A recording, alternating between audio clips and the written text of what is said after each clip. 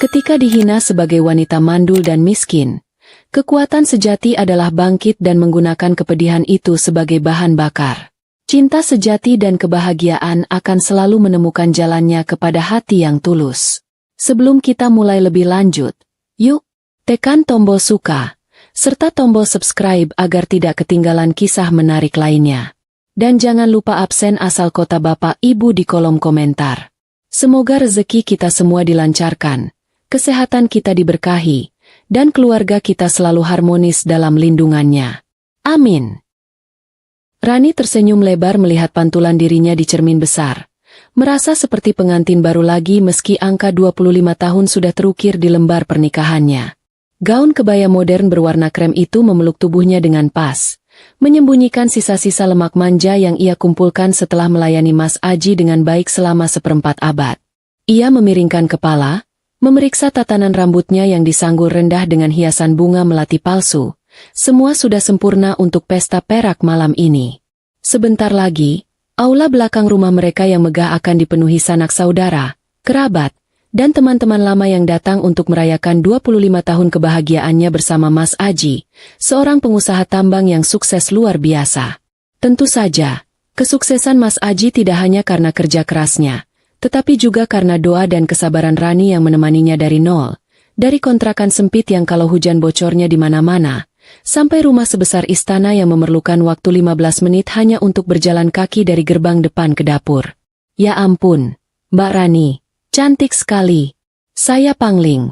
Suara Embok Darmi, si pembantu senior yang sudah mengabdi selama hampir 15 tahun, tiba-tiba terdengar di ambang pintu kamar. Rani tertawa renyah. Tawa yang sedikit serak karena usianya yang sudah matang. Ah, Embok ini bisa saja. Jangan berlebihan. Nanti Mas Aji jadi takut karena saya terlalu mirip hantu perawan. Balas Rani sambil memutar bola mata. Berusaha melonggarkan suasana hatinya yang terlalu tegang bercampur bahagia. Embok Darmi mendekat dengan langkah ragu. Tangannya menggenggam erat sebuah lep piring yang entah mengapa ikut terbawa ke kamar. Wajahnya yang biasanya ceria dan suka bergurau kini terlihat pucat. Seperti baru saja melihat penampakan hantu beneran. Bukan hanya hantu perawan cantik seperti yang Rani sebutkan. Ada apa? Embok? Kok mukanya tegang begitu? Ada yang kurang di dapur? Nasi gorengnya sudah matang semua, kan? Tanya Rani, mencoba membuat lelucon untuk mencairkan raut wajah Embok Darmi yang serius. Ia tahu Embok Darmi sangat loyal padanya, bahkan mungkin lebih loyal daripada keluarganya sendiri. Pembantu itu selalu menjadi sandaran Rani saat Mas Aji sedang sibuk dan Rani merasa kesepian. Ia ingat betul bagaimana Embok Darmi pernah memarahinya karena lupa minum vitamin, seperti seorang ibu yang merawat anaknya yang bandel. Rani sudah menganggap Embok Darmi bukan lagi sekadar pekerja, tapi separuh jiwanya di rumah ini. Raut wajah Embok Darmi tidak berubah sedikit pun, justru semakin merapat. Matanya bergerak gelisah melirik ke pintu yang tertutup rapat, seolah-olah takut ada mata-mata yang menguping pembicaraan mereka. Mbak, saya harus bicara sekarang, sebelum semuanya terlambat. Bisiknya, suaranya nyaris hilang ditelan keheningan mewah kamar itu. Rani mulai merasakan perutnya melilit. Insting seorang istri yang sudah melewati 2,5 dekade pernikahan langsung berteriak, menyuruhnya waspada. Hal-hal besar dan buruk selalu datang tanpa diundang, tanpa pemberitahuan sebelumnya, seperti tagihan pajak tahunan yang selalu bikin jantungan. Rani menarik napas dalam-dalam, mengambil kursi rias, dan mendudukkan Embok Darmi di sampingnya. Duduk. Embok, tarik napas. Jangan bikin saya ikutan panik. Bicara pelan-pelan, perintah Rani. Suaranya tetap berusaha tenang, padahal telinganya sudah mulai berdenging seperti mendengar bunyi alarm kebakaran. Tadi sore, saya tidak sengaja dengar Mas Aji bicara di telepon, di gudang bawah tanah. Kata Embok Darmi, suaranya masih bergetar. Kini ia meremas lep piring di tangannya hingga kusut.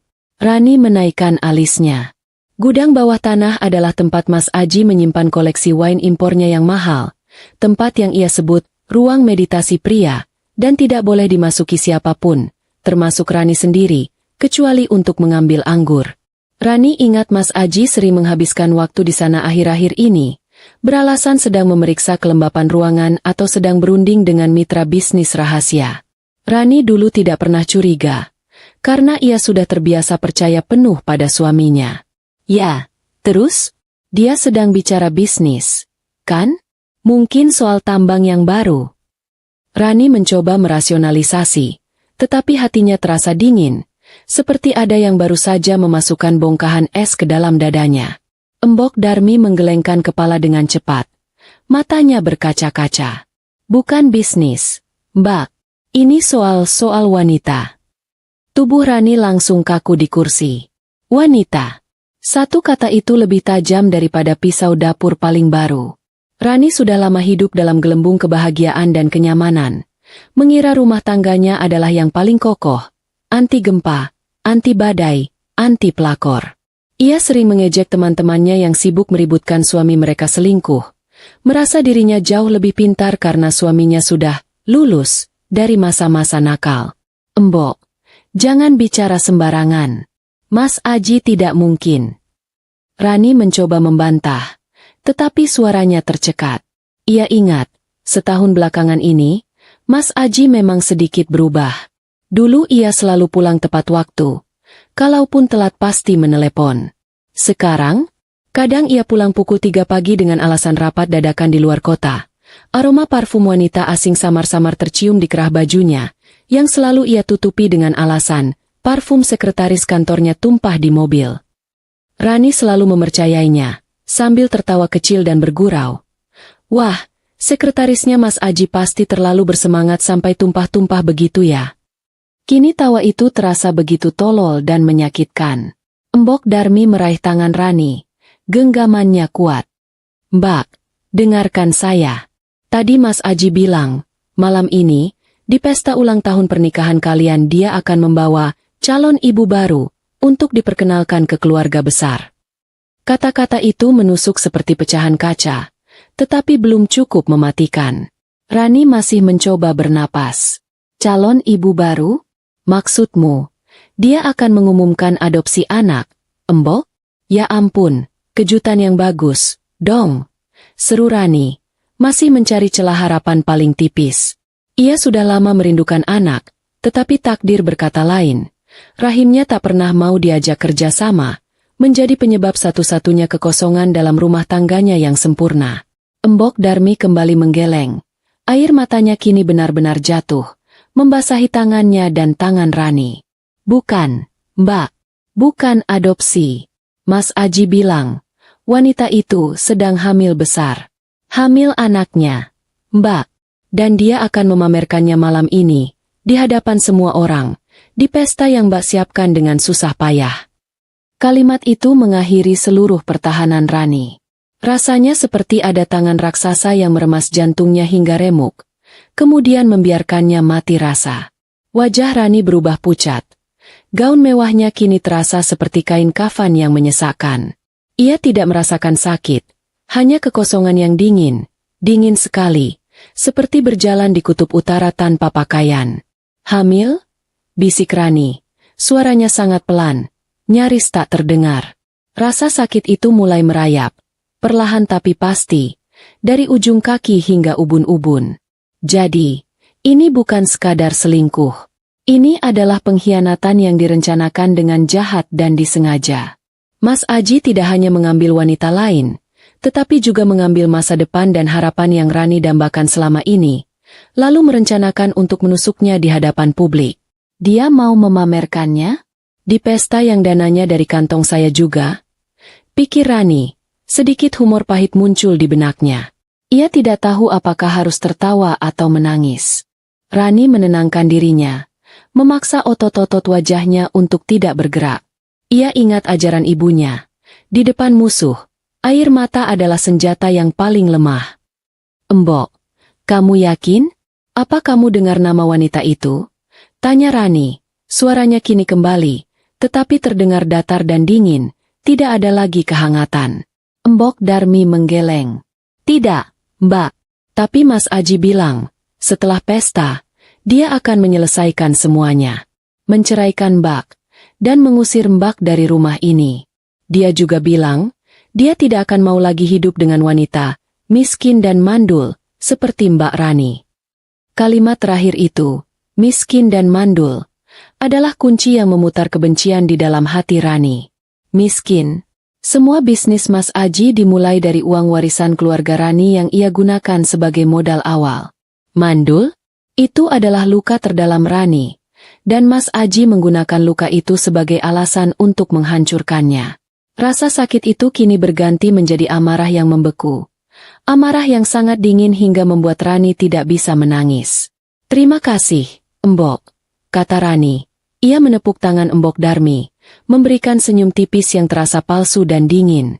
"Sekarang, tolong kembali ke dapur. Jangan sampai ada yang curiga. Pesta harus berjalan. Semua tamu harus disambut dengan senyuman terbaik."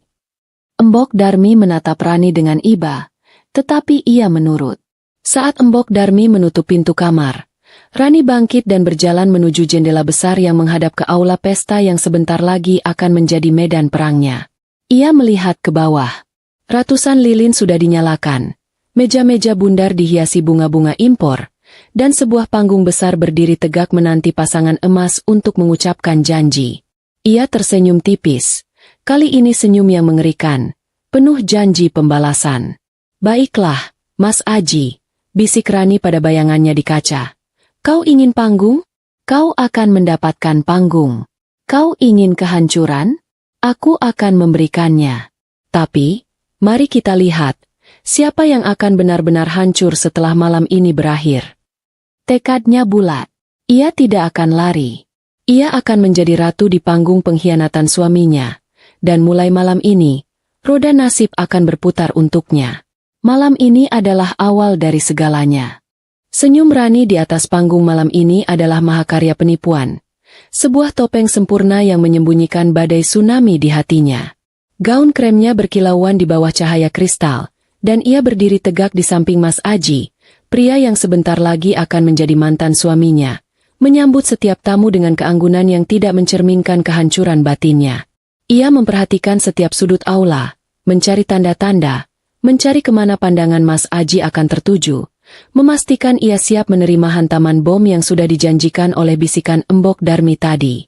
Rani tahu, ia harus bermain sebagai istri bahagia, setidaknya sampai sang pengkhianat itu memulai pertunjukannya yang memalukan.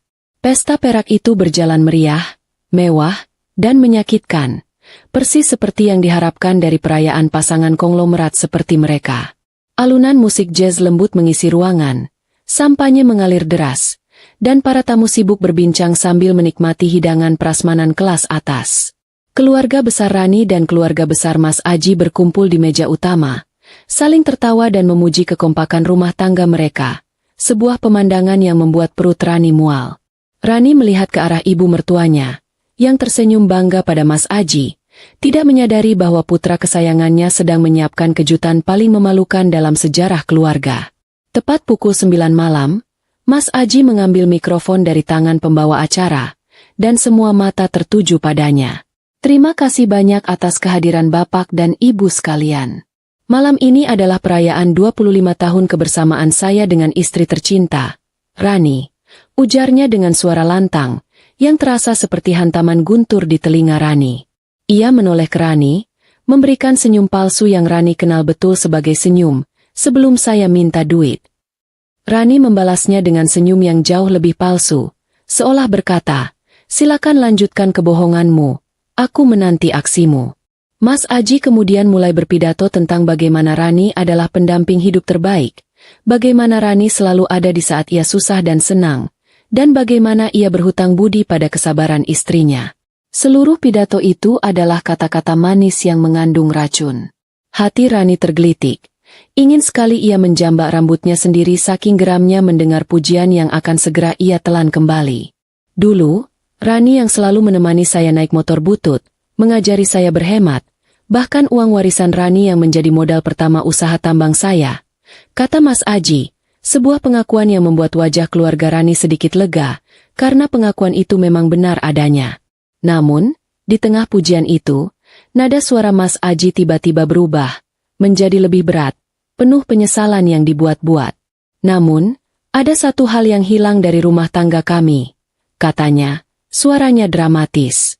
"Satu-satunya impian yang tak pernah terwujud, memiliki keturunan. Suasana aula langsung hening. Semua mata kini menatap Rani dengan rasa kasihan yang menyesakkan.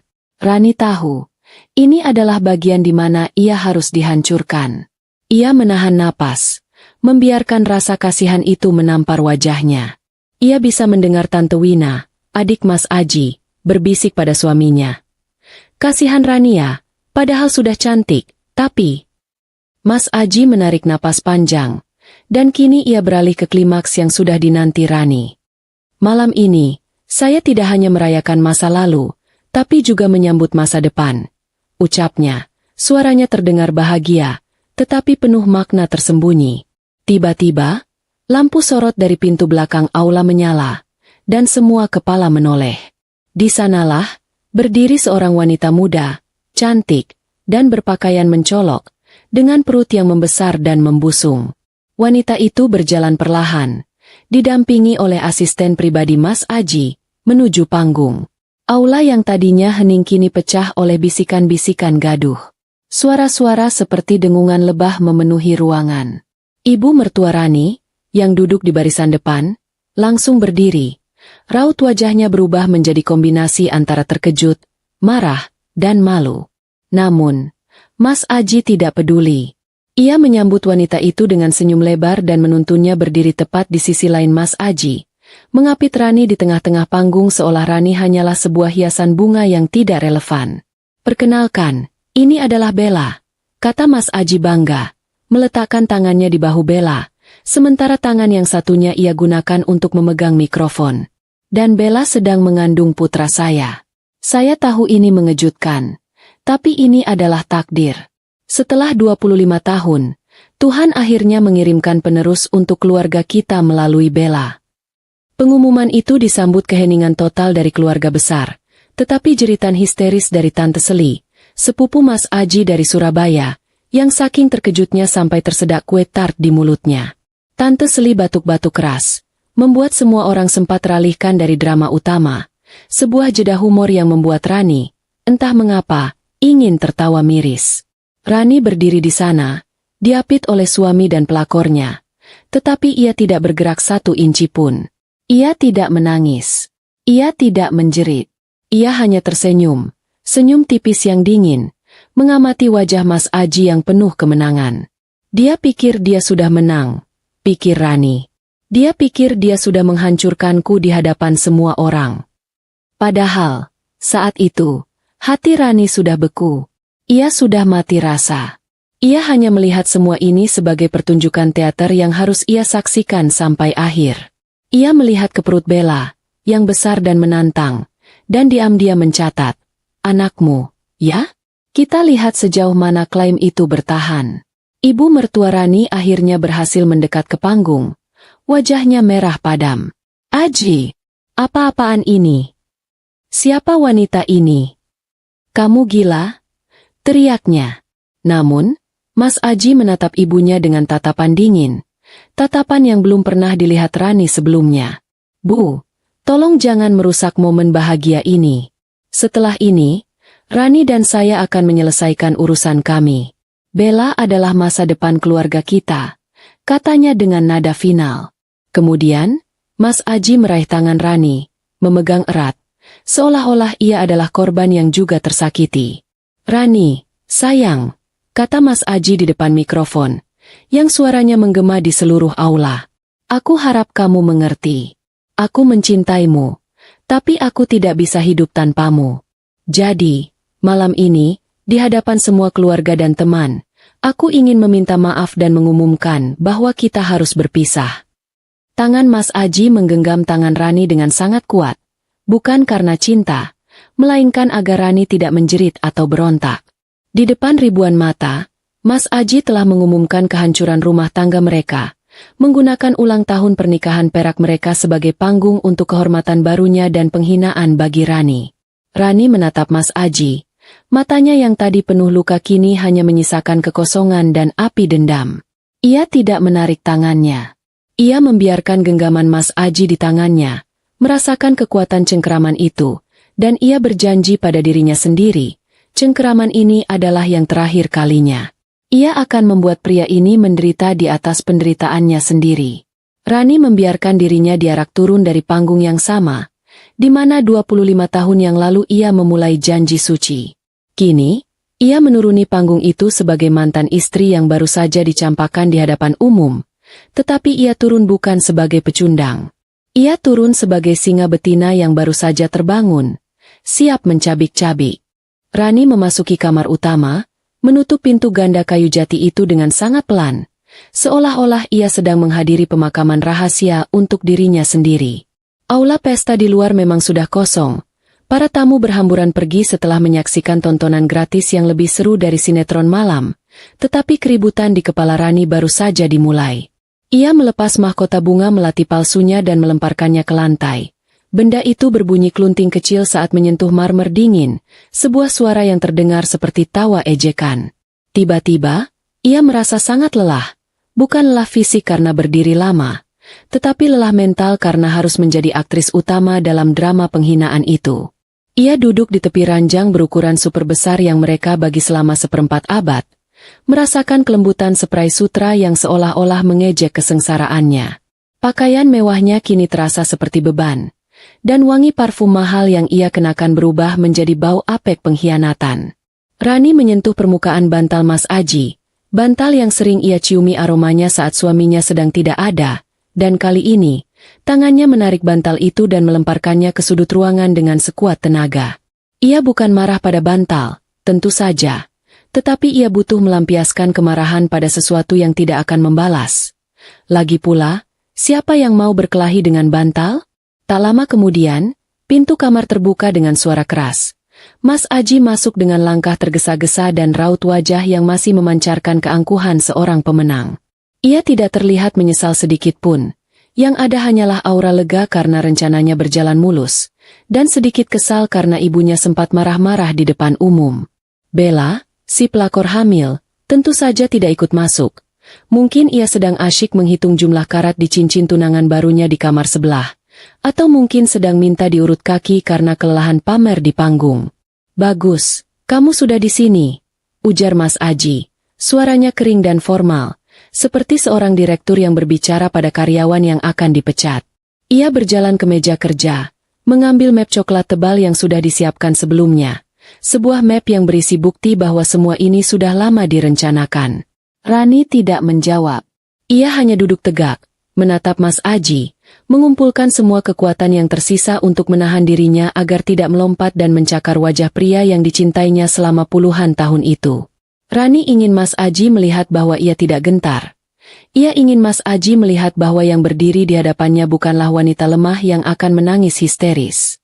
"Semua sudah selesai, Rani," kata Mas Aji, melempar map itu ke atas ranjang, tepat di samping Rani. Isinya adalah surat cerai dan dokumen pembagian harta Gonogini. "Kamu sudah lihat sendiri, aku sudah punya Bella, dan sebentar lagi aku punya anak. Keluarga besar sudah tahu. Sekarang, kita selesaikan urusan ini dengan cepat dan tanpa drama, ya?" Ia berbicara seolah-olah mereka sedang merundingkan harga saham, bukan menghancurkan 25 tahun janji suci. Rani menatap map itu, kemudian menatap Mas Aji dengan sorot mata yang membuat Mas Aji sendiri sempat mundur selangkah. Rani akhirnya membuka mulutnya. Suaranya sangat tenang, bahkan terlalu tenang. "Dokumen pembagian harta? Mas, apa maksudmu? Semua ini kita bangun berdua, dan modal awalnya dari warisan orang tuaku." Ia mengingatkan, mencoba menarik ulur benang keadilan. Mas Aji tertawa terbahak-bahak, tawa yang terdengar sangat menjengkelkan, seperti suara rem mobil yang berdecit kencang. Rani, kamu ini naif atau pura-pura bodoh? Warisanmu itu sudah habis aku pakai 20 tahun lalu. Sejak saat itu, semua ini milikku. Semua yang ada di rumah ini, di rekening ini, adalah hasil kerja kerasku. Kamu hanya ibu rumah tangga. Kamu tidak punya penghasilan. Kamu tidak punya aset atas namamu sendiri. Mas Aji kemudian mendekat. Raut wajahnya berubah menjadi sangat keji dan dingin, persis seperti yang Embok Darmi sampaikan. "Dengar baik-baik, Rani," bisiknya, suaranya penuh penghinaan. "Aku sudah menyiapkan uang kompensasi secukupnya di rekening itu. Ambil saja. Dan pergilah malam ini juga. Jangan pernah kembali. Tidak akan ada lagi laki-laki yang mau dengan wanita miskin dan mandul sepertimu. Kalimat itu, miskin dan mandul, adalah belati terakhir yang menusuk ulu hati Rani. Itu adalah hinaan yang paling dalam dan paling fatal, karena ia menyentuh titik terlemah Rani, sekaligus menuduhnya tidak berharga. Tangan Rani mengepal kuat di bawah selimut, tetapi air mata itu tetap tidak keluar. Ia menatap Mas Aji, dan di benaknya, ia tidak lagi melihat suaminya, melainkan target yang harus ia hancurkan. Miskin, mandul, baik. Aku akan membuatmu tahu arti kedua kata itu setelah aku selesai denganmu. Janji Rani dalam hati. Ia tersenyum tipis, senyum yang tidak sampai ke mata, senyum yang membuat Mas Aji merasa menang. Baik, Mas Aji, jawab Rani, suaranya datar. Saya akan pergi, tidak perlu drama. Tapi saya hanya akan membawa 1 koper. Mas Aji menghela napas lega. Ia sudah membayangkan Rani akan menjerit, merengek, dan mengancam akan bunuh diri di depan media. Ia tidak menyangka Rani akan semudah ini. Nah, begitu lebih baik. Wanita dewasa memang tahu diri, katanya sambil mengangguk-angguk bangga. Ia lalu mengambil ponselnya, mungkin untuk mengirim pesan selamat kepada Bella. Saat Mas Aji sibuk dengan ponselnya, Rani bangkit, mengambil map coklat itu, dan memasukkannya ke dalam koper kecil yang sudah ia siapkan diam-diam tadi pagi. Ia tidak peduli dengan uang kompensasi, ia hanya peduli dengan dokumen cerai itu, bukti sah bahwa kini ia bebas untuk membalas. Saat Rani hampir keluar kamar, Embok Darmi tiba-tiba muncul di ambang pintu, membawa tas belanja besar yang menggembung aneh. Wajahnya sembab karena menangis, tetapi ia mencoba tersenyum pada Rani. "Mbak, sebelum pergi, tolong ini dibawa," bisik Embok Darmi, menyodorkan tas besar itu. "Ini isinya penting sekali. Jangan dibuka sampai Mbak sudah jauh dari sini." Rani, yang sedang emosi, hanya mengangguk dan menerima tas itu. Beratnya mencurigakan, tetapi Rani tidak punya waktu untuk bertanya. "Embok Darmi, tolong jaga dirimu baik-baik," kata Rani, suaranya serak. Embok Darmi tiba-tiba memeluk Rani erat-erat, berbisik di telinga Rani. "Mbak jangan khawatir. Saya sudah siapkan biskuit kaleng kesukaan Mbak dan uang tunai sedikit. Oh, dan ada satu lagi." Embok Darmi melepaskan pelukan dan mengedipkan mata. "Saya juga memasukkan remote TV Mas Aji yang paling mahal, biar dia susah cari channel bola malam ini." Jeda humor yang tidak terduga itu, si Embok yang menyabotase kesenangan Mas Aji dengan mencuri remote TV, berhasil membuat sudut bibir Rani terangkat sedikit. Ya, bahkan di tengah kehancuran, masih ada kebaikan konyol dari orang yang tulus. Rani berjalan menuruni tangga utama yang megah, menyeret koper kecilnya dan membawa tas belanja Embok Darmi yang berisi harta karun tak terduga, biskuit, uang tunai, dan remote TV curian. Setiap langkahnya bergema di aula kosong itu, sebuah pertanda bahwa ia meninggalkan segalanya, kekayaan, kenyamanan, dan, yang paling penting, penghinaan. Ia melewati patung marmer raksasa di ruang tamu, patung Dewi Keberuntungan yang dulu dibeli Mas Aji untuk melindungi keluarga mereka. Dan Rani tertawa dalam hati, patung ini cuma pajangan, Mas. Keberuntungan itu harus diperjuangkan, bukan dipatungkan. Di gerbang utama, ia meminta satpam memanggilkan taksi daring, menolak tawaran Mas Aji untuk diantar. Ia duduk di kursi belakang taksi, memandangi rumahnya yang sebesar istana itu dari kaca spion, rumah yang kini bukan lagi rumahnya, tetapi penjara keangkuhan Mas Aji. Lampu-lampu rumah itu bersinar terang, namun terasa dingin dan asing. Ia tidak menangis. Ia hanya menatap dingin pada pantulan dirinya di kaca. "Mau kemana, Bu?" tanya sopir taksi itu ramah. Rani menarik napas. Matanya menoleh ke depan. "Kemana saja, Pak?" "Ke tempat yang paling sederhana, dan paling jauh dari sini," jawab Rani. Tujuannya bukan lagi rumah. Tujuannya kini adalah kebangkitan. Miskin, ia akan menjadi kaya raya. Mandul, ia akan membuktikan bahwa kemandulan itu adalah kebohongan Mas Aji. Ia akan membuat pria itu merasakan penderitaan yang ia rasakan malam ini, tetapi 1000 kali lebih pedih. Rasa sakit itu telah berubah total. Dari air mata menjadi baja. Udara malam terasa dingin menusuk, tetapi tidak sedingin janji-janji palsu yang ditinggalkan Rani di belakangnya. Taksi berhenti di depan sebuah kontrakan petak sederhana, jauh dari gemerlap pusat kota dan kemewahan yang ia kenal selama 25 tahun. Kontrakan itu milik Bu Haji, kenalan lama Embok Darmi, yang untungnya bersedia menerima Rani tanpa banyak tanya, asalkan dibayar tunai. Rani membayar taksi dengan uang yang ia ambil dari tas Embok Darmi, uang yang mungkin didapat dari hasil menabung puluhan tahun. Sebuah ironi, karena ia yang baru dicampakkan kini mengandalkan belas kasihan seorang pembantu yang tulus. Pintu kontrakan dibuka, dan Rani melihat ke dalam. Ruangan sempit itu hanya berisi dipan, meja kecil, dan dapur mini di sudut. Kontras 180 derajat dari istana yang baru ia tinggalkan. Tidak ada marmer, tidak ada AC sentral, dan tidak ada lemari pakaian sebesar kamar mandi. Ia hanya memiliki satu koper berisi baju seadanya dan tas belanja ajaib dari Embok Darmi. Rani meletakkan koper dan tas itu di lantai, dan untuk pertama kalinya sejak malam pesta, ia membiarkan tubuhnya ambruk di lantai kayu. Ia tidak menangis.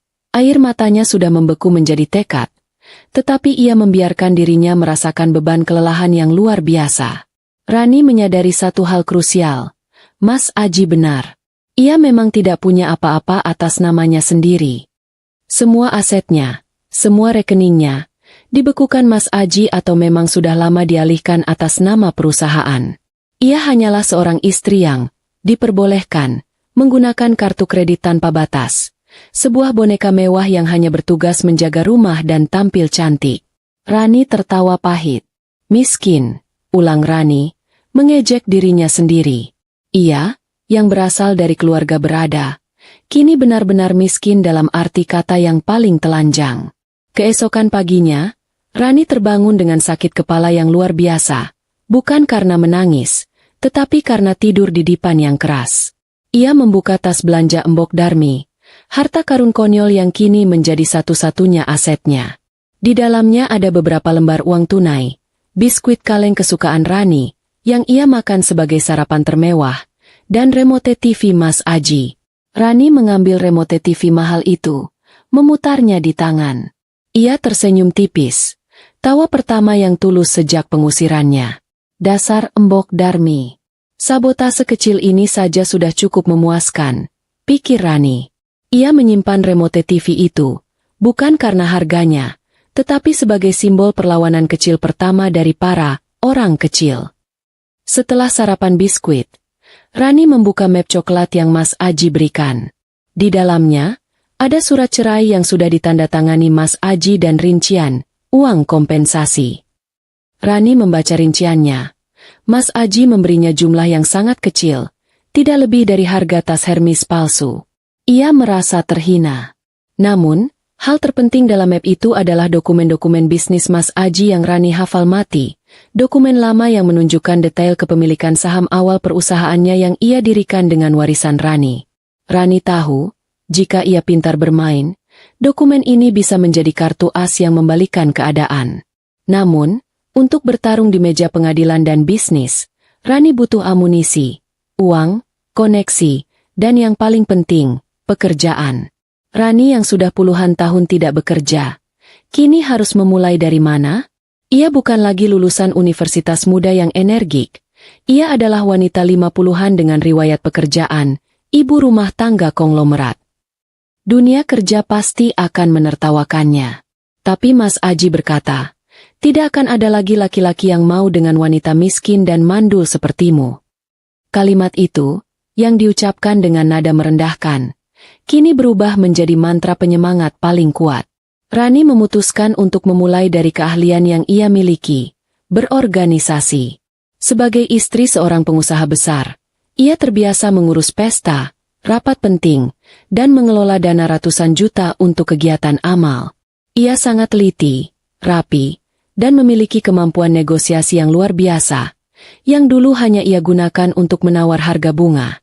Ia membuka buku teleponnya yang lama, mencari kontak seorang teman lamanya, Siska, yang kebetulan memiliki perusahaan penyedia jasa acara. Siska, saat dihubungi, terkejut setengah mati. Rani, kamu kemana saja? Tiba-tiba teleponku. Dan kamu bilang mau kerja. Suara Siska penuh keheranan. Rani menceritakan sebagian kecil kisahnya, menghilangkan detail paling menyakitkan dan hanya fokus pada keinginan untuk mandiri. Siska, yang tahu betul kemampuan manajerial Rani, menawarkan posisi staf administrasi, pekerjaan kecil dengan gaji yang sangat minim. Maaf, Ran, ini yang paling bisa kukasih sekarang. Kamu harus mulai dari bawah lagi, kata Siska hati-hati. Rani menerima tawaran itu tanpa ragu. Terima kasih, SIS. Mulai dari bawah? Justru itu yang aku butuhkan. Aku mau buktikan. Aku bisa berdiri tegak tanpa siapa-siapa. Jawab Rani mantap. Besoknya, Rani, yang biasanya mengenakan pakaian desainer, kini memakai blus sederhana dan rok pensil lama, berangkat kerja dengan angkutan umum. Ia merasa aneh, tetapi aneh yang menyenangkan, aneh yang membebaskan.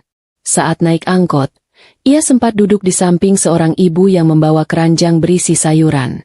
Ibu itu tersenyum ramah padanya, dan Rani membalas senyuman itu. Inilah hidup yang sesungguhnya, pikir Rani. Di kantor Siska, Rani bekerja keras, bekerja lebih keras dari staf termuda. Ia tidak malu melakukan pekerjaan administrasi yang remeh-temeh, seperti menyusun proposal, mengurus faktur, dan membuat jadwal rapat. Siska sempat menegur. Rani, kamu itu terlalu sempurna untuk pekerjaan ini. Kamu seperti berlian yang sedang membersihkan debu. Rani hanya tersenyum. Justru dengan membersihkan debu, saya bisa lihat mana yang benar-benar berlian. SIS. Saya sedang membersihkan pikiran saya dari debu-debu masa lalu. Dalam waktu 3 bulan, Rani tidak hanya menguasai pekerjaannya, tetapi juga membawa perubahan signifikan pada efisiensi perusahaan Siska.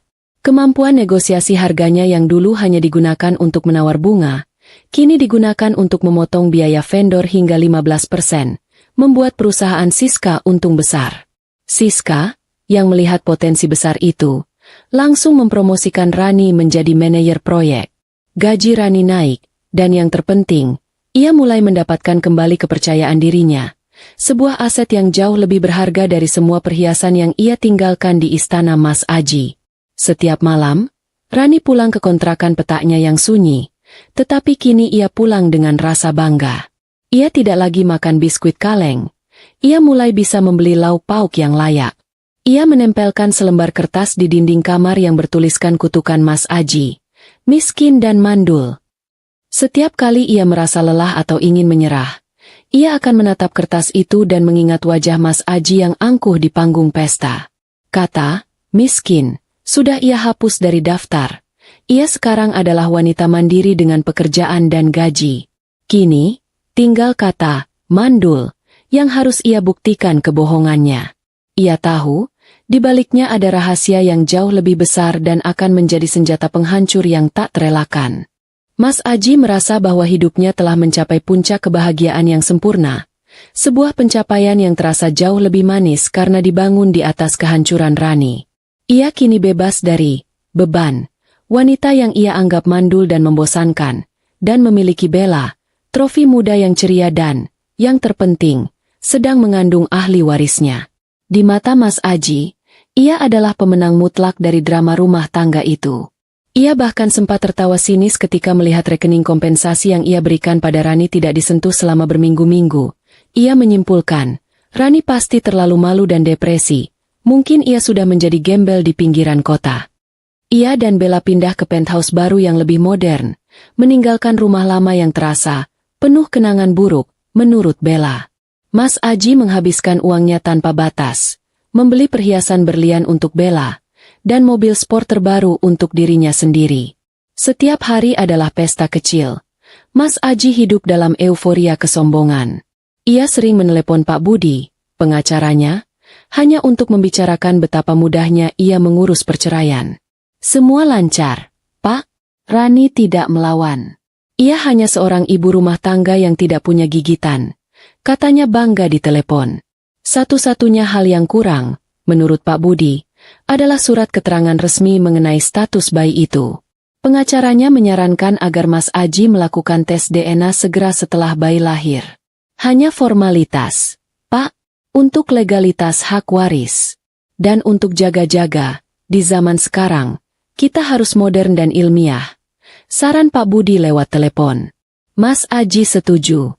Ia melihat tes itu sebagai kesempatan emas untuk membanggakan diri lagi di depan teman-teman bisnisnya. Sebuah bukti ilmiah bahwa darah Aji akhirnya mengalir, sebuah klaim yang tak terbantahkan. Beberapa bulan kemudian, Bella melahirkan seorang anak laki-laki yang sehat. Mas Aji bersorak gembira. Ini adalah penerus dinasti Aji, teriaknya pada Bella di rumah sakit, sambil memegang bayi itu dengan sedikit canggung, sebab sudah terlalu lama ia hanya memegang stik golf.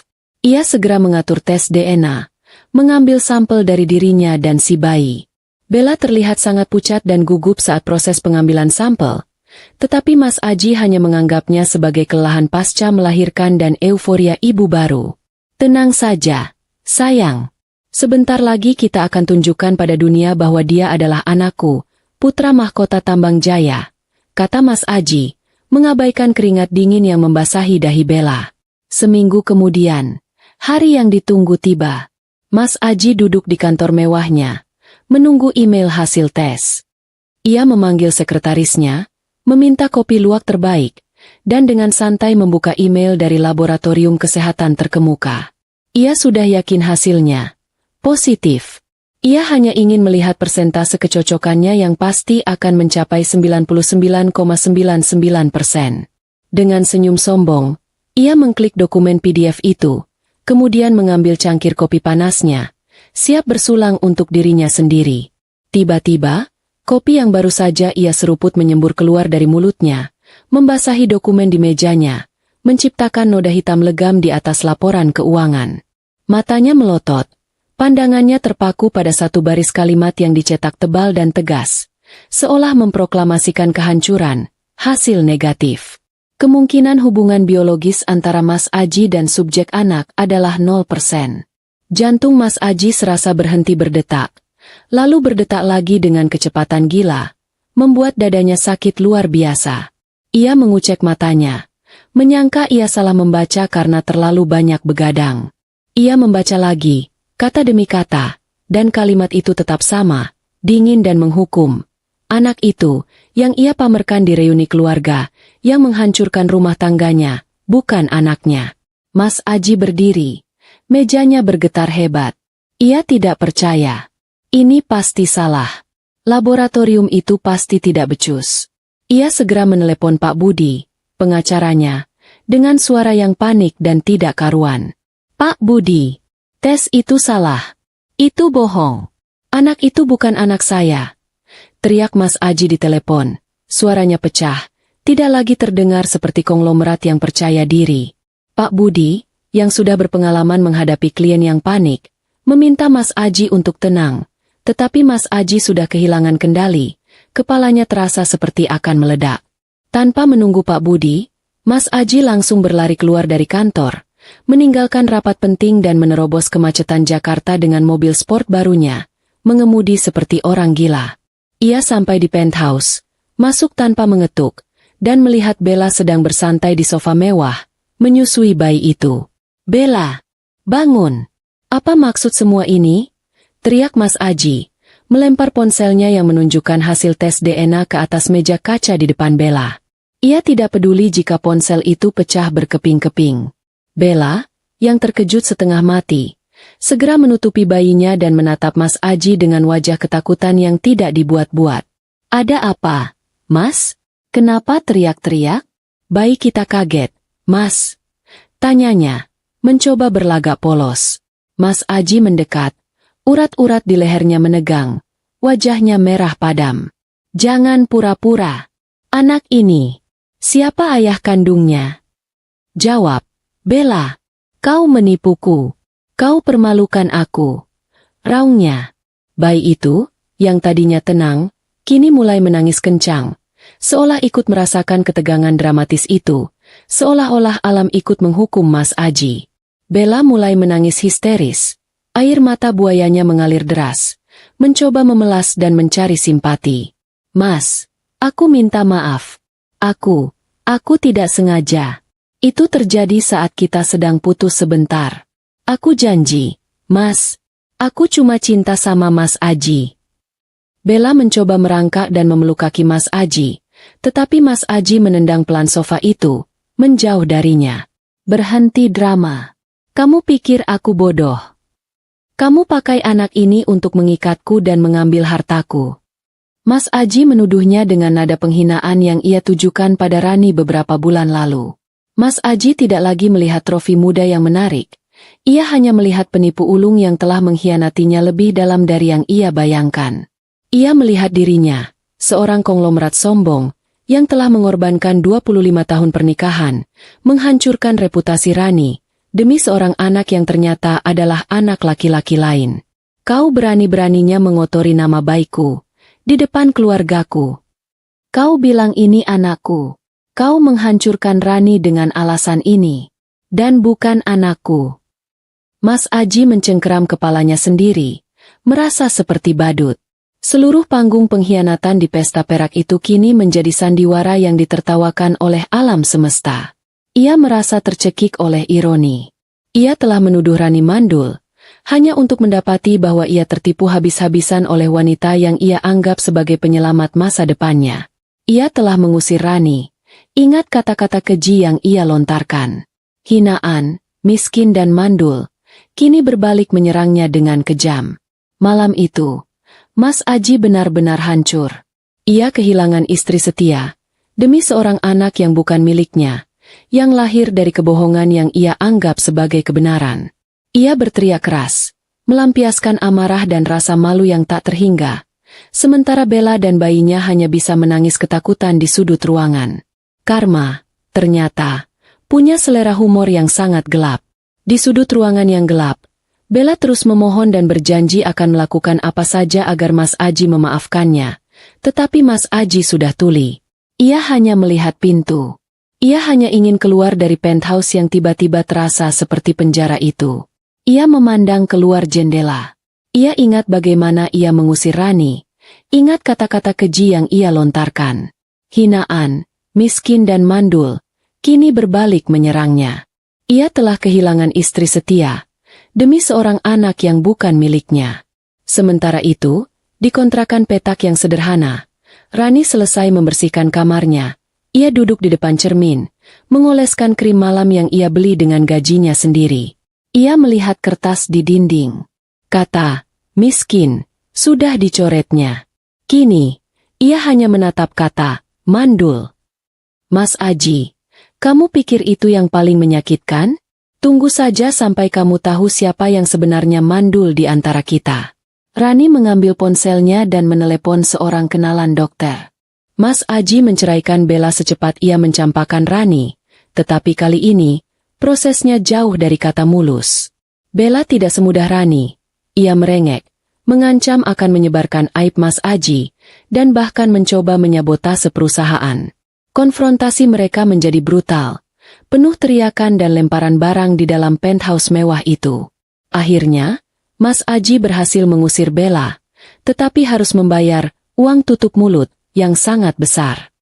Ia kehilangan bayi yang ia pikir sebagai ahli waris, ia kehilangan Bella yang ia anggap trofi, dan ia kehilangan sebagian besar uang tunainya, semua dalam rentang waktu yang singkat. Kejadian itu membuat Mas Aji benar-benar terpuruk. Rasa malu karena ditipu oleh selingkuhannya sendiri jauh lebih besar daripada rasa bersalah karena menceraikan Rani. Ia tidak bisa lagi menatap mata teman-teman bisnisnya, apalagi keluarganya.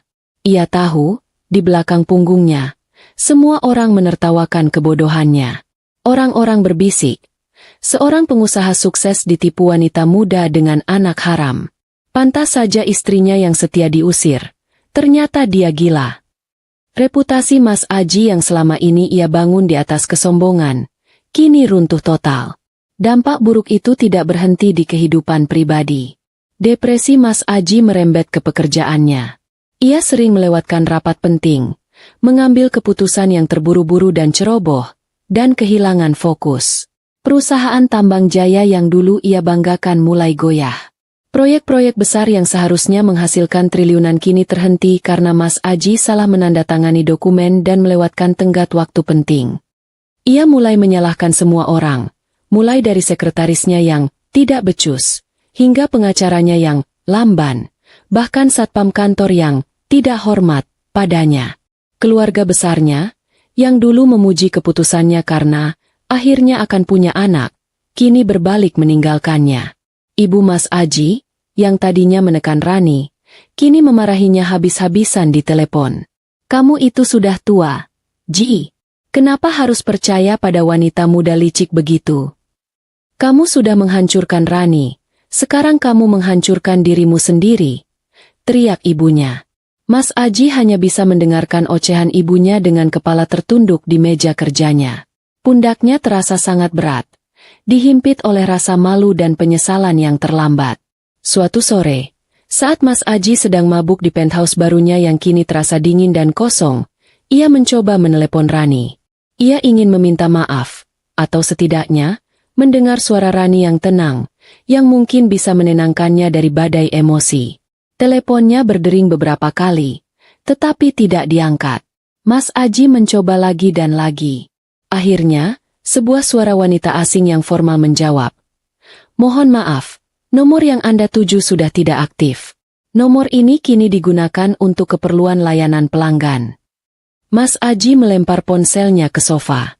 Rani telah menghilang sepenuhnya dari hidupnya, meninggalkan ia sendirian di tengah kekacauan yang ia ciptakan. Sementara Mas Aji terpuruk dalam jurang penderitaan, Rani justru sedang menikmati kenaikan karir yang pesat. Rani, yang kini menjadi manajer proyek di perusahaan event organizer milik Siska, dipercaya menangani sebuah tender besar dari perusahaan properti ternama. Ia bekerja dengan cekatan, menggunakan semua kemampuan manajerial yang dulu ia latih saat mengurus acara sosialita, tetapi kali ini, ia melakukannya untuk gajinya sendiri. Ia bahkan mulai berani menginvestasikan sebagian gajinya yang semakin besar ke saham-saham kecil. Rani selalu menyempatkan diri menghubungi Embok Darmi secara diam-diam. Embok Darmi, yang masih bekerja di rumah lama Mas Aji, kini menjadi mata-mata andalan Rani. Melalui bisikan-bisikan telepon rahasia, Rani tahu persis apa yang terjadi pada Mas Aji, keributan dengan Bella, pengusiran Bella, dan tekanan dari keluarga. Embok Darmi juga bercerita bahwa Mas Aji sering mabuk dan meratapi kepergian Rani. "Mbak, Mas Aji itu kayak anak hilang sekarang. Kerjaan di rumah cuma teriak-teriak dan mencari remote TV yang hilang. Katanya, hidupnya hampa," bisik Embok Darmi, dengan sedikit rasa kasihan. Mendengar kabar itu, Rani tidak merasa puas, melainkan merasakan kemenangan yang dingin. "Belum, Mas Aji, penderitaanmu belum seberapa. Aku belum selesai," pikir Rani. Ia tahu bahwa kehancuran finansial Mas Aji akan segera terjadi, tetapi ia belum bisa bergerak. Ia masih menunggu momen yang tepat. Momen itu adalah saat ia bisa membuktikan kebohongan Mas Aji yang paling fatal, yaitu tentang kemandulan. Di tengah kesibukannya, Rani berhasil mengatur janji bertemu dengan kenalan dokternya. Pertemuan itu bukan hanya sekadar konsultasi kesehatan, tetapi sebuah misi rahasia untuk membalikan semua cemoohan Mas Aji. Rani membawa semua catatan medis lama Mas Aji yang ia simpan rapi selama ini. Catatan-catatan yang berkaitan dengan tes kesuburan yang mereka lakukan bertahun-tahun lalu secara tertutup. Rani tahu Mas Aji memanipulasi hasilnya, tetapi ia butuh bukti forensik yang tak terbantahkan. Dokter kenalan Rani, yang seorang spesialis, memeriksa berkas-berkas lama itu dengan saksama. Wajahnya yang semula tenang, perlahan berubah menjadi ekspresi terkejut dan serius. Ia menatap Rani, kemudian menatap berkas-berkas itu lagi. "Rani, kamu yakin ini berkas Mas Aji?" tanyanya, memastikan. Rani mengangguk, hatinya berdebar kencang. "Ya, Dok. Saya menyimpannya di tempat yang sangat aman." "Kenapa, Dok?" Dokter itu menarik napas panjang, kemudian menggeser berkas itu ke arah Rani. "Rani, data ini sangat jelas. Semua hasil tes yang dilakukan dulu, termasuk hasil tes laboratorium yang rahasia ini, semuanya menunjukkan anomali. Dan ini bukan anomali yang terjadi padamu. Kalimat itu, yang diucapkan dengan tenang oleh dokter, bagaikan palu godam yang memecahkan kebekuan hati Rani. Air mata yang selama ini ia tahan, kini mendesak keluar, bukan air mata kesedihan, melainkan air mata kebenaran. Rani akhirnya tahu, ia tidak mandul. Ia tidak pernah mandul. Dokter melanjutkan, Mas Aji menutupi kebenaran ini. Data menunjukkan bahwa masalah kesuburan justru berasal dari Mas Aji sendiri. Dia yang mengalami masalah. Kamu sama sekali tidak punya masalah kesuburan, Rani. Kebenaran ini, yang selama puluhan tahun menjadi beban, cemoohan, dan senjata Mas Aji, kini menjadi senjata paling mematikan bagi Rani. Ia, yang dituduh tidak berharga, kini memegang rahasia kehancuran Mas Aji. Mandul? Ternyata yang mandul suamiku, bisik Rani dalam hati, merasakan dorongan energi dan tekad yang baru. Kebenaran adalah pedang bermata dua, dan bagi Rani, pedang itu kini ada di genggamannya. Tangisan yang ia tumpahkan di ruangan dokter itu bukan tangisan sedih, melainkan tangisan kelegaan dan kekuatan. Beban cemoohan, mandul, selama puluhan tahun telah terangkat, digantikan oleh fakta yang mematikan. Rani tidak menyia-nyiakan satu detik pun. Setelah mendapatkan salinan resmi hasil tes, ia segera menghubungi pengacara terpercaya yang direkomendasikan Siska, seorang wanita parubaya cerdas bernama Bu Ratna, yang terkenal karena ketajaman kasus perceraian berharta. Bu Ratna mendengarkan cerita Rani dengan saksama, sesekali mengangguk sambil membaca berkas-berkas medis Mas Aji. Ini senjata yang sangat kuat, Bu Rani, kata Bu Ratna, menyatukan jari-jarinya. Mas Aji menggunakan isu kemandulan untuk menekan Anda agar mau diceraikan dengan kompensasi kecil. Dengan bukti ini, kita bisa mengajukan gugatan balik untuk pencemaran nama baik, ganti rugi imaterial, dan yang terpenting, merebut kembali hak Anda atas aset bersama. Rani merasa seperti mendapatkan kembali nyawanya. Ia bukan lagi korban yang lemah. Ia adalah seorang jenderal yang merencanakan strategi. Rani dan Bu Ratna mulai menyusun rencana. Langkah pertama adalah membekukan aset Mas Aji dengan argumen bahwa ada manipulasi hukum dalam proses perceraian. Masalahnya, meskipun Rani sudah sukses sebagai manajer, ia tetap kekurangan uang untuk melawan konglomerat sekelas Mas Aji di meja hijau. Pertarungan hukum itu akan memakan biaya yang sangat besar, dan Mas Aji pasti akan menyewa tim pengacara termahal. Rani butuh dorongan finansial yang masif. Saat itulah Rani mulai mendekati tender properti terbesar yang sedang ditangani perusahaannya. Klien utama mereka adalah Arka Group, sebuah konglomerat properti raksasa yang dipimpin oleh seorang pria bernama Pak Dimas. Rani telah bekerja sangat keras di balik layar proyek ini, dan berkat ketelitiannya, ia berhasil mengidentifikasi celah besar dalam proposal awal yang bisa menghemat dana miliaran rupiah bagi Arka Group. Siska, bosnya, tahu betul bahwa keberhasilan tender ini adalah berkat Rani, bukan dirinya. Suatu sore, Siska memanggil Rani ke kantornya. Rani, kamu luar biasa. Aku sudah puluhan tahun di bisnis ini, dan belum pernah melihat orang seefisien kamu, kata Siska jujur. Arka Group sangat terkesan, terutama Pak Dimas. Dia secara pribadi memintamu untuk mempresentasikan proposal ini langsung ke kantor pusat mereka. Ini kesempatanmu, Ran, kesempatan untuk membuat koneksi yang akan mengubah hidupmu. Rani mengangguk. Ia tahu ini adalah panggung berikutnya. Hari presentasi tiba. Rani mengenakan setelan bisnis yang rapi, membeli pakaian baru yang formal namun elegan, memancarkan aura percaya diri yang tak terbantahkan. Jauh dari Rani yang rapuh dan diusir. Ia memasuki gedung pencakar langit Arka Group yang menjulang angkuh, kantor yang membuat kantor Mas Aji terasa seperti kontrakan. Di ruang rapat besar, Rani duduk di depan Pak Dimas, sang CEO Arka Group. Pak Dimas bukanlah sosok konglomerat sombong seperti Mas Aji. Ia berusia sekitar akhir 50-an, dengan rambut memutih di pelipis, mengenakan setelan yang custom fit, dan memancarkan ketenangan serta kecerdasan. Tatapannya hangat, tetapi matanya tajam dan tidak pernah lepas dari Rani saat ia berbicara.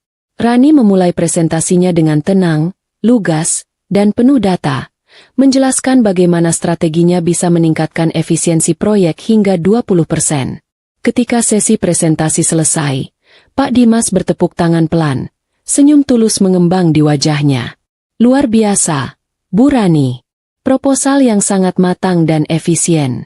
Ini bukan pekerjaan manajer proyek biasa, puji Pak Dimas. Rani merasa bangga. Terima kasih, Pak. Saya hanya menjalankan tugas dengan sepenuh hati, jawabnya. Saat sesi pertanyaan, Pak Dimas tiba-tiba mengajukan pertanyaan yang tidak terduga. Boleh saya bertanya, Bu Rani, dari mana Anda mendapatkan pengalaman manajerial sehebat ini? Apakah Anda pernah memimpin perusahaan besar sebelumnya? Rani tersenyum tipis, sebuah senyum penuh makna. Tidak, Pak Dimas. Saya hanya seorang ibu rumah tangga yang diceraikan, yang baru 3 bulan ini bekerja. Saya diusir dari rumah dan dibilang mandul. Ruangan rapat yang tadinya dipenuhi ketegangan bisnis, kini hening seketika. Rani tidak bertele-tele. Ia tahu kejujuran yang lugas adalah strategi yang kuat. Pak Dimas terdiam sejenak, menatap Rani dengan ekspresi yang sulit diartikan, bukan kasihan, melainkan rasa hormat. Saya mengerti. Maafkan pertanyaan saya yang tidak relevan, kata Pak Dimas. Justru itu membuat saya semakin kagum. Anda tidak hanya efisien, tetapi juga sangat kuat. Pertemuan bisnis itu berakhir dengan sukses besar. Arka Group menyetujui tender itu, dan Siska menjanjikan bonus besar untuk Rani. Beberapa hari kemudian, Rani menerima panggilan pribadi dari sekretaris Pak Dimas, mengundangnya makan siang secara terpisah. Rani setuju. Saat makan siang itu, Pak Dimas tidak lagi membahas bisnis. Ia berbicara tentang kehidupan, tentang masa lalunya yang juga pernah mengalami kegagalan. Ia berbicara tentang bagaimana ia membangun Arka Group dari nol setelah dicurangi oleh mitra bisnisnya. Ada koneksi emosional yang kuat antara mereka. 2 jiwa dewasa yang sama-sama pernah dikhianati dan dipaksa untuk bangkit. Anda tahu, Bu Rani, kata Pak Dimas sambil menyeruput teh.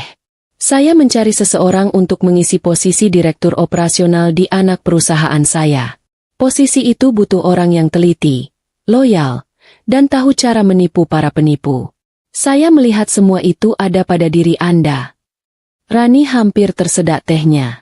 Direktur operasional? Itu adalah lompatan karir yang luar biasa.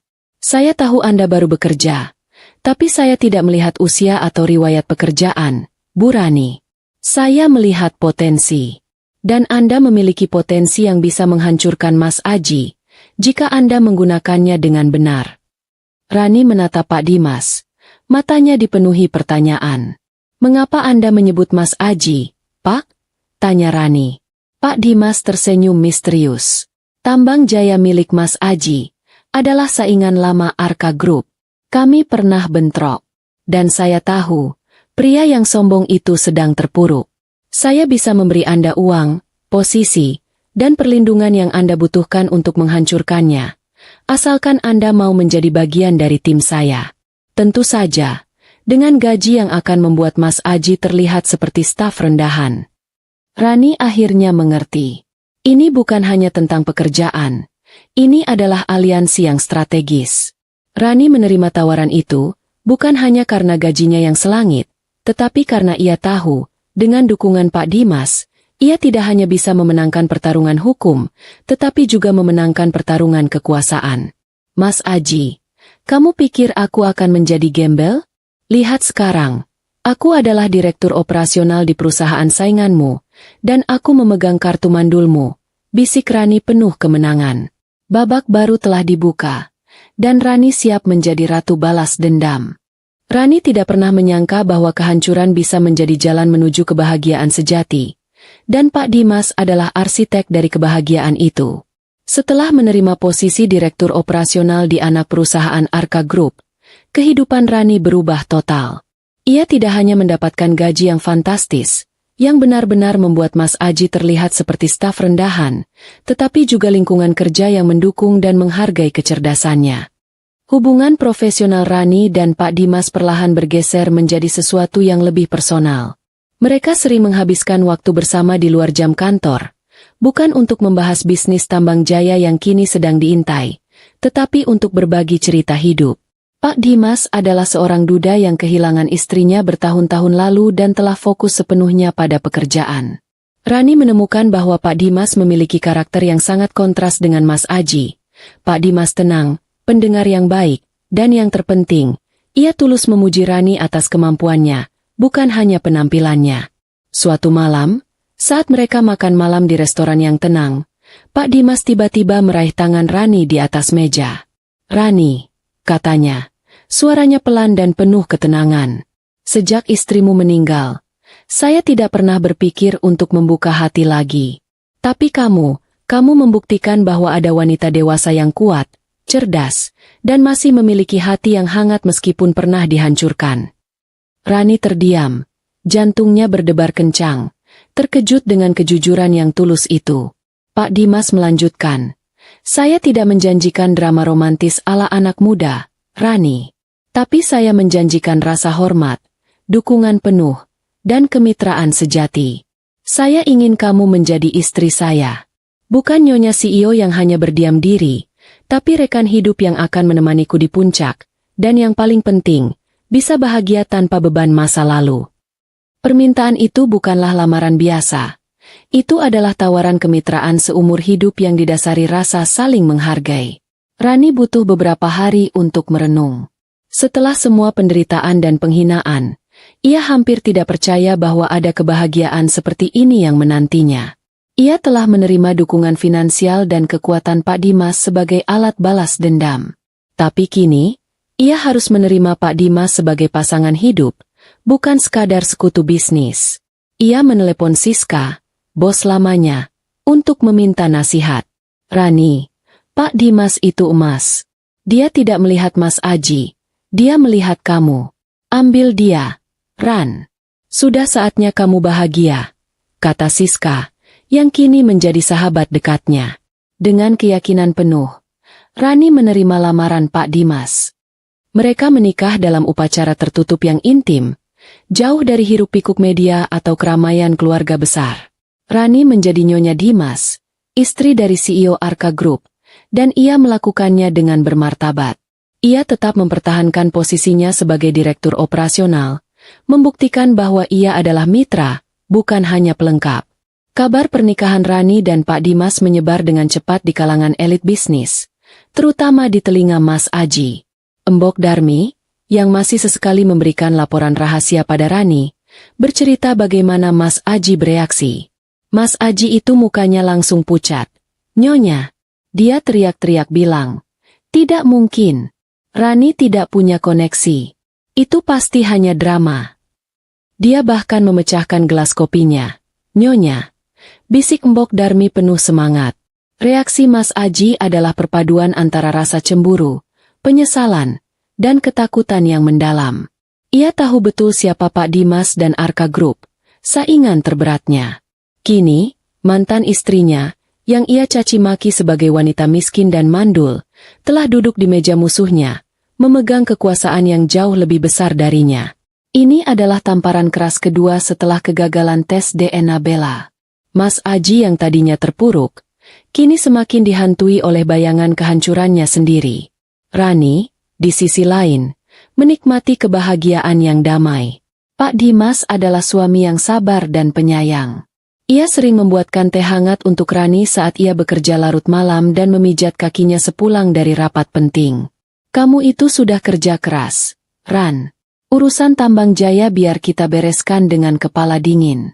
Kamu pantas mendapatkan istirahat," kata Pak Dimas. Perlakuan sederhana yang menghargai keberadaan Rani sebagai manusia, bukan hanya sebagai trofi, jauh lebih berharga daripada semua berlian yang pernah diberikan Mas Aji. Satu hal yang tidak mereka lupakan adalah misi utama Rani, pembuktian status kemandulan. Setelah menikah, Pak Dimas mengatur serangkaian konsultasi dengan dokter spesialis terbaik di luar negeri, memastikan bahwa tidak ada yang bisa membantah hasil tes Rani. Rani, yang telah lama pasrah dengan nasibnya, menjalani tes itu dengan hati yang tenang. Hasilnya kembali menguatkan. Rani sepenuhnya subur. Suatu malam, Rani duduk di balkon penthouse barunya bersama Pak Dimas, memandang lampu kota Jakarta. Mas Aji bilang aku mandul. Pak, dia menghancurkan hidupku dengan tuduhan itu, bisik Rani. Pak Dimas memeluk Rani dengan erat. Dia tidak hanya salah, sayang. Dia berbohong dan memutarbalikkan fakta. Sekarang, kita pegang kebenaran itu. Biarkan semesta yang menjawab semua doamu. Rani merasa kehidupannya yang dulu penuh kemarahan kini dipenuhi kedamaian. Ia bahagia sebagai istri Pak Dimas, bahagia sebagai direktur operasional, dan yang paling penting, bahagia sebagai wanita yang harga dirinya telah dipulihkan. Namun, satu bagian dari jiwanya masih kosong, keinginan untuk memiliki anak, sebuah keinginan yang tidak pernah ia yakini akan tercapai. Kini, setelah mengetahui dirinya tidak mandul, harapan itu mulai mekar kembali, pelan-pelan. Ia tahu, kebahagiaan terbesarnya belum datang. Setelah menikah dengan Pak Dimas, satu-satunya ruang kosong yang tersisa di hati Rani adalah keinginan untuk menjadi seorang ibu. Semua tes medis dari dokter terbaik di luar negeri sudah membuktikan bahwa ia sepenuhnya subur. Satu kebenaran pahit yang kini menjadi rahasia pribadi Rani, siap diluncurkan ke hadapan Mas Aji di saat yang tepat. Rani dan Pak Dimas sepakat untuk menyerahkan segalanya pada takdir, menjalani hidup sehat, dan berhenti terlalu memikirkan rencana kehamilan. Justru dengan hati yang tenang dan tanpa beban, keajaiban itu datang. Suatu pagi, setelah Rani merasa mual berkepanjangan dan Pak Dimas bersikeras mengajaknya ke rumah sakit, kabar itu datang seperti hujan di musim kemarau. Selamat, Bu Rani. Anda positif hamil, sudah memasuki usia 8 minggu, kata dokter kandungan itu dengan senyum ramah. Pak Dimas, yang biasanya tenang dan berwibawa di ruang rapat, kali ini terlihat seperti anak kecil yang baru dibelikan mainan impian. Ia memeluk Rani dengan erat. Air mata kebahagiaan membasahi bahu Rani. Kita berhasil, sayang. Kamu membuktikan mereka semua salah, bisiknya, penuh rasa haru. Kebahagiaan itu bukanlah sekadar anugerah pribadi, melainkan deklarasi kemenangan yang paling elegan bagi Rani. Setiap tendangan kecil di perutnya seolah berbisik, "Aku ada, aku bukan mandul." Cemoohan Mas Aji yang selama ini menusuk hati Rani, kini hancur menjadi debu tak berarti. Kehamilan Rani adalah bukti nyata di hadapan Tuhan dan semesta, membalikan seluruh narasi kebencian yang pernah dibangun mantan suaminya. Mas Aji, di sisi lain, menerima kabar itu bak sambaran petir yang menyambar tiang listrik di tengah badai. Embok Darmi, mata-mata setia Rani, mengirimkan laporan rinci tentang kekacauan di rumah lama itu. Mas Aji dengar dari salah satu kolega bisnisnya. "Nyonya," katanya, "Nyonya hamil." Dia langsung membanting semua barang di ruang kerjanya. Dia teriak-teriak, "Bagaimana mungkin? Dia itu mandul. Aku tahu dia mandul." Rasa cemburu Mas Aji bercampur ketakutan akan kebenaran. Ia menyadari sepenuhnya bahwa jika Rani bisa hamil, berarti ia, Mas Aji, adalah pihak yang bermasalah. Kenyataan itu menghancurkan seluruh keangkuhan dan harga dirinya. 9 bulan kemudian, Rani melahirkan putri pertamanya, yang mereka beri nama Rindiani. Proses kelahiran itu berjalan lancar dan penuh cinta, disaksikan oleh Pak Dimas yang tidak pernah absen mendampingi. Rindiani lahir dengan pipi gembul dan mata yang cerdas, menjadi cahaya baru bagi keluarga mereka. Rani merasakan cinta yang belum pernah ia rasakan sebelumnya, cinta yang tulus dan tidak bersyarat, yang membuat semua drama pengkhianatan di masa lalu terasa begitu kecil dan jauh. Pak Dimas, yang sebelumnya adalah CEO yang dingin dan fokus pada pekerjaan, berubah total menjadi ayah siaga. Ada satu kejadian lucu saat Rindiani berusia 3 bulan. Mas Aji sedang ada di tengah rapat daring penting dengan pemegang saham dari luar negeri, membahas investasi miliaran. Tiba-tiba, ia berteriak kencang di tengah rapat. "Rani, Rindiani muntah keju di dasi Hermes saya. Dasi seharga 10 juta ini. Tolong segera ke sini." Seluruh peserta rapat langsung hening, menahan tawa.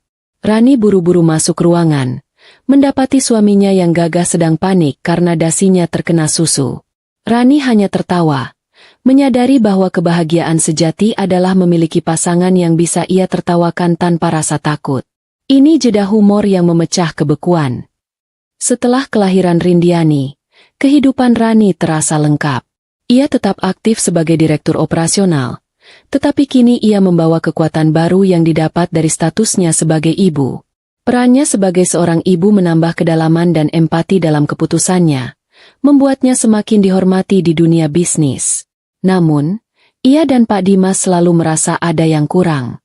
Mereka berdua mendambakan seorang anak laki-laki untuk melengkapi keluarga kecil mereka. 2 tahun kemudian, keajaiban itu datang lagi. Rani hamil anak kedua, dan kali ini, hasil USG menunjukkan bahwa mereka akan mendapatkan seorang putra. Kabar ini disambut dengan sukacita yang meluap-luap. Pak Dimas bahkan sampai mengadakan pesta kecil-kecilan di kantor hanya untuk merayakan kehamilan kedua Rani. Mereka menamainya Arya, yang berarti bangsawan atau terhormat. Kelahiran Arya menyempurnakan keluarga Rani. 2 anak, 1 putri dan 1 putra, menjadi mahkota kebahagiaannya. Saat memeluk Arya di ranjang rumah sakit, Rani memejamkan mata dan berbisik dalam hati. "Mas Aji, kamu bilang aku mandul. Aku kini punya 2. Kamu bilang aku miskin. Aku kini nyonya bos. Aku bukan hanya menang. Aku sudah melampaui kebahagiaan yang pernah kau bayangkan." Kemenangan Rani bukanlah hanya di meja sidang atau di kantor. Kemenangan terbesarnya adalah fakta bahwa ia mampu memberikan apa yang tidak pernah bisa ia berikan pada Mas Aji. Sementara Rani menikmati kebahagiaan ganda ini, Mas Aji justru semakin terpuruk. Perusahaannya, Tambang Jaya, menghadapi masalah hukum yang serius, sebagian besar dipicu oleh Bu Ratna dan timnya, yang kini didukung penuh oleh dana dan koneksi Arka Group. Mas Aji kini tidak hanya kehilangan uang, tetapi juga seluruh teman-teman bisnisnya, yang berbondong-bondong pindah ke Arka Group demi proyek yang lebih stabil. Ia hidup sendirian di penthouse mewah yang sudah lama ia beli. Setiap hari dihantui oleh penyesalan yang mendalam. Ia sering melihat foto-foto lama Rani di ponselnya, bertanya-tanya mengapa ia bodoh sekali mencampakkan emas demi lumpur. Suatu hari, Embok Darmi menelepon Rani, suaranya terdengar sedih. "Nyonya, saya sudah berhenti bekerja di sana. Saya tidak tahan lagi melihat Mas Aji. Dia itu sudah seperti orang gila. Nyonya, minum terus," teriak-teriak sendiri. Katanya, dia menyesal mengusir Nyonya. Rani mendengarkan, tetapi tidak ada lagi kemarahan atau kegembiraan yang meluap. Yang ada hanya rasa dingin dan damai. Ia tahu, penderitaan Mas Aji sudah mencapai titik puncak. Rani telah mendapatkan segalanya yang pernah Mas Aji ambil. Rani menyadari bahwa fase balas dendam batinnya telah selesai. Ia sudah berhasil menjadi istri bos, memiliki 2 anak, dan secara definitif membuktikan bahwa Mas Aji adalah pihak yang mandul. Ia bahagia. Namun, ada satu langkah terakhir yang harus ia ambil untuk menutup babak ini secara sempurna. Pertemuan terakhir. Ia harus menunjukkan semua ini kepada Mas Aji secara langsung, tidak melalui bisikan atau kabar burung, tetapi di panggung yang jelas. Rani mulai mengatur sebuah acara amal besar yang akan dihadiri oleh seluruh elit bisnis Jakarta. Ia tahu, Mas Aji, meskipun jatuh, pasti akan mencoba hadir. Rani telah merancang acara amal tahunan Arka Group dengan sangat teliti, bukan hanya untuk menggalang dana, tetapi sebagai panggung sandiwara terakhirnya. Pesta itu diadakan di Grand Ballroom Hotel Bintang 7, dihadiri oleh seluruh elit, diplomat, dan tokoh bisnis Jakarta.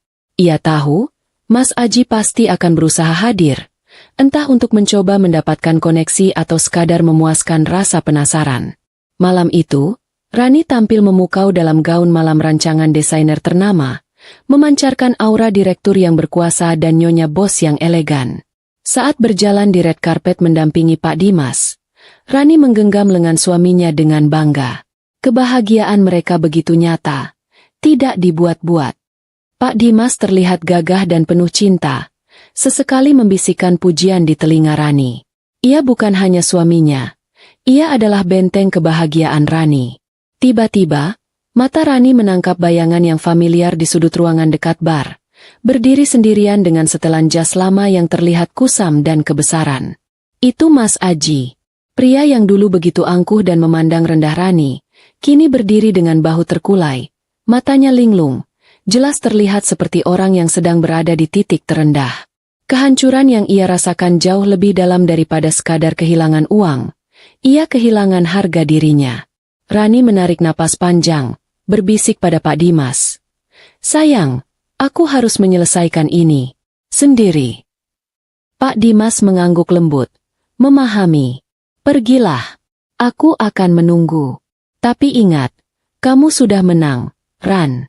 Jangan biarkan dia mengambil kedamaianmu." Rani mendekati Mas Aji dengan langkah tenang, memancarkan aroma parfum mahal yang kontras dengan bau alkohol samar yang tercium dari tubuh Mas Aji. "Mas Aji," sapa Rani, suaranya datar, tanpa emosi, tanpa dendam, hanya sebuah pengakuan fakta. Mas Aji terperanjat, matanya membelalak kaget. Ia terlihat malu, seperti tertangkap basah sedang mengemis. "Rani, kamu terlihat." Katanya terbata, tidak mampu menyelesaikan kalimatnya. Rani kini berdiri di hadapannya sebagai dewi yang tak tersentuh. "Saya terlihat bahagia, Mas Aji. Sebuah hal yang tidak pernah kamu izinkan saya rasakan saat bersama kamu," potong Rani tegas. Mas Aji menundukkan kepalanya. Saya menyesal, Rani. Saya tidak tahu kenapa saya bodoh sekali dulu. Bella, dia meninggalkan saya saat tahu perusahaan saya bangkrut. Dia bilang anak itu bukan anak saya." Rani tersenyum dingin. "Saya tahu, Mas. Saya sudah tahu sejak lama." Di tengah percakapan yang tegang itu, terdengar tawa ceria dua anak kecil yang berlarian mendekat. Arya dan Rindiani, putra dan putri Rani, muncul dari balik tiang, berlari menuju Rani. "Mama, Arya mau es krim," seru Rindiani, putri sulung Rani, sambil menarik-narik gaun ibunya. Rani berlutut, memeluk kedua anaknya dengan penuh kasih sayang. Wajahnya kini memancarkan kehangatan seorang ibu sejati. "Sayang, jangan berlarian. Kenalkan," kata Rani lembut, menarik kedua anaknya berdiri di sampingnya. "Ini Om Aji. Dan ini Rindiani, berusia 4 tahun, dan Arya, 2 tahun. Anak-anak saya dan suami saya." Ekspresi Mas Aji berubah drastis, dari penyesalan menjadi kengerian. Ia melihat kedua anak itu, Arya yang mirip sekali dengan Rani, dan Rindiani yang memiliki mata cerdas seperti Pak Dimas. Itu adalah bukti nyata, bukti visual dari kebohongan yang pernah ia ucapkan. Kamu punya anak." Mas Aji hampir tidak bisa berbisik. "Tapi, kamu mandul." Rani berdiri tegak, memandang Mas Aji dengan sorot mata yang tajam, tetapi kini dipenuhi kedamaian. "Saya tidak pernah mandul, Mas Aji. Kenyataan yang sebenarnya adalah, kamu yang mandul. Saya punya bukti medisnya. Kamu menceraikan saya karena ketidakmampuan kamu sendiri, tapi menyalahkan saya." Kata-kata Rani itu meluncur lurus, menembus jantung Mas Aji. Mas Aji ambruk, memegang dadanya seolah terkena serangan fisik. Ia menatap kedua anak itu, menyadari bahwa ia tidak hanya kehilangan istrinya, kekayaannya, dan harga dirinya, tetapi juga kesempatan untuk memiliki keluarga bahagia karena kebohongan dan kesombongannya sendiri. Itu adalah rasa sakit terburuk yang pernah ia rasakan. Pak Dimas kemudian mendekat, memegang bahu Rani. "Sudah cukup, sayang," katanya lembut. Ia menatap Mas Aji, bukan dengan kebencian, tetapi dengan rasa iba. "Saya harap kamu bisa menemukan kedamaian, Mas Aji. Saya dan Rani tidak menyimpan dendam. Kami hanya melanjutkan hidup kami, dan hidup kami kini jauh lebih baik tanpamu." Rani berbalik, melangkah pergi dari masa lalunya yang kelam. Ia memeluk Rindiani dan Arya, mencium kening mereka, lalu menggandeng tangan Pak Dimas. Mereka berjalan kembali ke tengah keramaian, di mana mereka disambut tawa dan hormat. Mas Aji hanya bisa menatap punggung mereka yang menjauh, sepasang suami istri yang berjalan menuju kebahagiaan abadi, meninggalkan dirinya yang tenggelam dalam penyesalan dan penderitaan tak berkesudahan. Kisah itu ditutup dengan Rani yang sadar bahwa balas dendam terindah bukanlah membuat Mas Aji menderita, tetapi menemukan kebahagiaan yang jauh lebih besar daripada apapun yang pernah ia renggut. Ia kini bahagia, jadi istri bos yang dihormati, dan punya 2 anak yang melengkapi hidupnya.